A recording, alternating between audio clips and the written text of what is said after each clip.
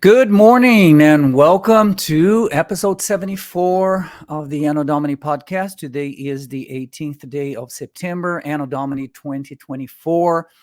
I am Elio Rosa, founder of the Nehemiah School of Government here in Midland, and I'm saying all of that because I want to bring to you a couple of the pictures that we took from yesterday, from our event yesterday, the sixth year in a row of the public reading of the U.S. Constitution. So let me show you a couple of pictures here. This is the beginning. We're coordinating who was going to read what. So there were 28 people reading, including 17 countries, and the others were American citizens. Well, I don't know how many of the representatives of the countries were already American citizens. But anyways, you see that is a moment of fellowship of the community. This happened in Odessa. You see here in your picture a couple of people. You see a pastor. You see a county commissioner. I think he's not a commissioner anymore, but you see a council member. You see these two ladies, friends of mine, Jennifer and Jamie, wonderful people. You see here the opening session of it. You see the mayor there, Mayor Javier. Here he is in the opening prayer for the event. Jennifer is singing the national anthem. Amazing. Let me just say something here about Jennifer. She was very sick until 2-3 days ago, and she was coughing like crazy. And all of a sudden, she gets healed. And well, I was expecting her voice to be somehow, average. But as always, as usual, Jennifer is our official singer of the national anthem. She did just a spectacular job. So you see the crowd here, and I asked people to bring lawn chairs. Many did decide not to bring anything, so they were standing for almost 1 hour. Beautiful place. It's a plaza in Odessa that's called Noel Heritage Plaza. We also registered people to vote. So on your right, you see my good friend Ellie, and she was registering people to vote. You have Gracie right in the middle. You have a Chinese friends. These friends from China just arrived here a year and a couple of months ago. They were rescued by China Aid from China and brought here to live in liberty with us. And then you have some pictures here of the readers. So each portion assigned to one person, and American citizens or American-born people or international immigrants like myself just read portions of the Constitution. We read the whole thing. We read the entirety of the document. We did not read the Bill of Rights, number one, because it would take a much longer time. And by 8 p.m. here, it's getting dark already, so I didn't want to do that. And the second reason is that the important portion of the Constitution is the Constitution itself, is the structure of the document and of the laws itself. This guy, I don't know this guy. I have been asking around who he is. He followed the reading line by line with his booklet, with his Constitution booklet. And I thought that was just amazing. He read it all with us. This is Bradley Marquez, a star here in Texas. He was a football star. He was there to read. So we had the mayor, we had ordinary folks. So this lady from Italy, if I'm not mistaken.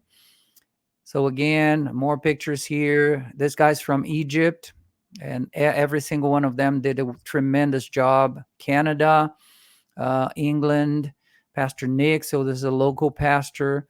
So it was an amazing moment of community, of fellowship, and also communion under what makes us all the Constitution of the United States of America. Here's the guy following again, line by line, and reading the Constitution. It was just a wonderful night. And this guy was just, he ended it with a flourish. He came from, if I'm not mistaken, Wisconsin. He was just passing by, was invited by somebody to be there. And he ended up reading the names of the 56 signers, 58 signers of the Constitution. And he did a wonderful job. And everybody had a lot of fun. So that was the phrase for last night. The Constitution is for all of us. And here is the whole group that was there. Again, we had a lot of fun. And if you were not there, you missed it. But I really recommend you to be with us on the next time. And next time it will be the November 11th public reading of the Mayflower Compact. And for those who live here in the area, Midland, Odessa, Andrews, Stanton, and even San Angelo. Sometimes we had some people from San Angelo here. I will put out information soon about what this event on November the 11th will be all about. Okay? So we've been talking about the 28 principles of freedom that made America the most powerful nation in human history. And yesterday, with the public reading of the Constitution, we could see a lot of that. A lot of what we're talking about here, we could see yesterday, last night at the public reading of the Constitution. And today we're going to be talking about virtuous and moral people. This is a second principle out of the 28 principles. The second principle of why that explains why the reasons for America to have become a unique country in human history, not only in the world today, but in human history. Most prosperous, most free, most equitable country, most blessed in so many areas, right? And for so many reasons. So we are reading and we are talking about and meditating upon those principles. Yesterday, we talked about natural laws, that there is a moral lawgiver, which is God, and his principles were given to us in his word. We see them all there. And today we are going to be talking about moral and virtuous people. Who said that? John Adams said that. John Adams was our second president. And John Adams said this phrase, this sentence, and I'm quoting here now. He said, "We have no government armed in power, capable of contending in human passions, unbridled by morality and religion. Our Constitution was made only for a moral and religious people. It is wholly inadequate for the government of any other nation or any other people." This first portion of his phrase is very powerful. Both of them are, but the first one is what my point is today. We have no government armed and power capable of contending with human passions that are not under control, that are not under submission of morality and religion. And this is why I believe, as a foreigner myself, as an immigrant myself, as an outsider that have been studying the American Constitution for over 2 decades of my life, this is, to me, the most precious and important and critical reason for American laws, especially the Constitution, to have been written, to have been crafted the way it was.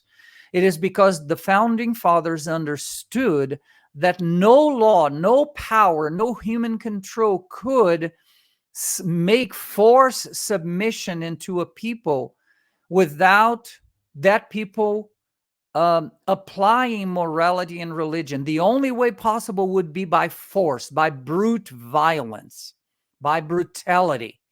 And that was not what was in their minds.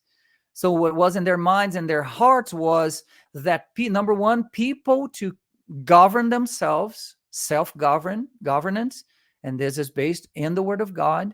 And secondly, a government that would be dealing with a people that govern themselves, so you would not have to force them to have morals or to be morals or to be religious. And this is why he says there is no other people in the world that can be managed or governed by a constitution like ours, because our requirement is for people to govern themselves over the laws of morality and religion, created and sustained by God. So this is very, very important for us to understand. Benjamin Franklin, in the same arena, said, only a virtuous people are capable of freedom. If we're not free today, if we as a people do not feel free today, as we were in the past, and there are many Americans that complain about that, do not look outside. Do not look anywhere else. Look at yourself. Because he is saying, only virtuous people. Am I virtuous? Are you virtuous? Are you under the laws and the moralities of God? Because only virtuous and moral people are able or capable of freedom. As nations become corrupt and vicious, this is what we're seeing in front of our very eyes right now in these United States of America. As nations become corrupt and vicious, they have more need of masters, meaning if you don't want to have a master, if you don't want to have somebody telling you what to do, be virtuous, be moral, govern yourself. That is the message right here by both John Adams and Benjamin Franklin, two of our founding fathers, signers of both the Declaration and the Constitution. And again, I'm bringing this to your attention. Without a God who is the source of that morality and virtue that we were talking about, morality and virtue are only a matter of opinion. You think that doing A is moral. I believe that doing C is moral. And somebody else will believe that doing G is the most virtuous thing to do. And then we're going to fight and kill each other because there is no transcendent morality that will prescribe and determine what it is, what it means to be moral, what morality means. So that source, we have to understand that our founding fathers comprehended this principle. Morality has a source. That source is God himself. And in order to show that, in order to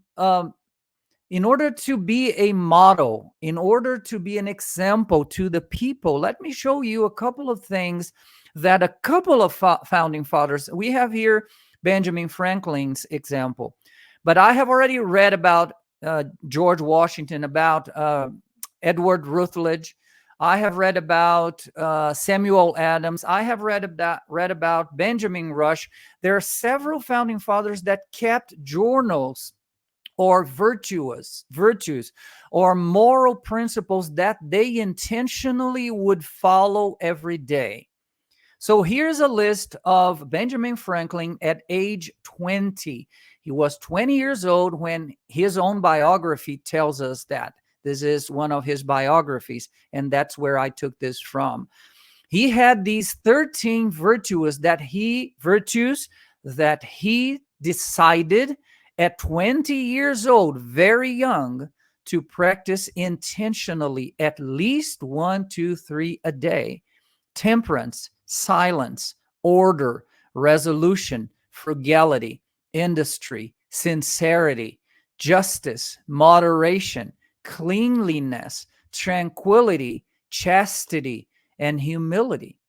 George Washington had a list of 27, if I am not mistaken, more than 20 virtues that he intentionally practiced every day. So we see that our founding fathers were not only people that talked the talk, they walked the walk. They modeled what the society, the communities should be, the newly born country. And so this is why we consider them to be the founders of the nation, not only because they wrote a document, but because they practiced the document in their own personal lives. So this is very, very important for us to understand. Tomorrow, we're going to be talking about virtuous and moral leaders, and I'm going to bring some of these guys to the equation once again, because this is a fundamental principle that made America what America is all about. And I hope that you can be with us tomorrow for this new episode of episode 75 of the Anno Domini podcast. May God bless you, and I hope to see you here again tomorrow. Bye-bye.